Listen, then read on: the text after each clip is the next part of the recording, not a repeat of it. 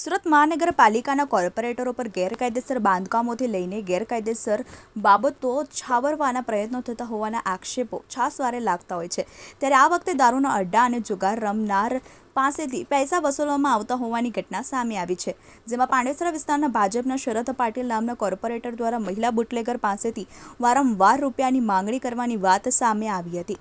Corporator મહિલા bootlegger પાસે રૂપિયા લેવા ગયા હોવાની ચર્ચા સાથે વિડીયો વાયરલ થયો છે। પાંડેસરા વિસ્તારમાં ચાલતા દારૂના અડ્ડાઓ ઉપર ભારતીય જનતા પાર્ટીનો નગરસેવક શરદ પાટીલ દારૂના અડ્ડાઓ ઉપર હપ્તા વસૂલાત કરતા હોવાનો વિડીયો સામે આવ્યો છે। ભૂષણ પાટીલને સાથે રાખી દારૂના અડ્ડાઓ ઉપર હપ્તા વસૂલાત કરાવવા ગયા હતા, ત્યારે દારૂ વેચતી મહિલાને આ નગરસેવક તેમજ તેનો સાગરીત દ્વારા સતત હેરાન કરી રૂપિયા પડાવતા હોવાના આક્ષેપ થયા છે। વારંવાર રૂપિયાની માંગણી કરતા મહિલા બુટલેગર કંટાળીને નગરસેવક તેમજ તેના સાગરીતને બરાબરનો મેથી પાક આપ્યો હતો। ભાજપના કોર્પોરેટર શરદ પાટીલે કહ્યું કે આજે મળનારી સામાન્ય સભામાં અમારા વિસ્તારમાં જે કામ પાસ થયા છે તે માટે હું સ્થાનિક લોકોને મળવા માટે ગયો હતો। તે દરમિયાન મને ફરિયાદ મળી હતી કે કેટલાક વ્યક્તિઓ દ્વારા દબાણ કરવામાં આવી રહ્યું છે, ત્યારે મેં સારા કાર્યકર્તાઓને કહ્યું હતું કે તેમને સમજાવો કે આ રીતે દબાણ ન કરે।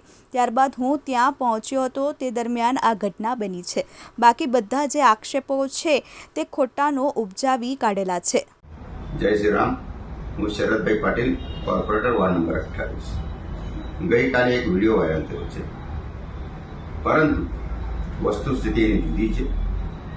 આજે સુરત મહાનગરપાલિકાની સામાન્ય સભા છે, જેમાં હીરાનગરનું રસ્તાનું કામ લેવામાં આવ્યું છે એજન્ડામાં, અને હું રાઉન્ડ પર હતો અને હીરાનગરના જનતા જનાર્દન અને મારા કાર્યકર્તાને મળવા ગયો હતો।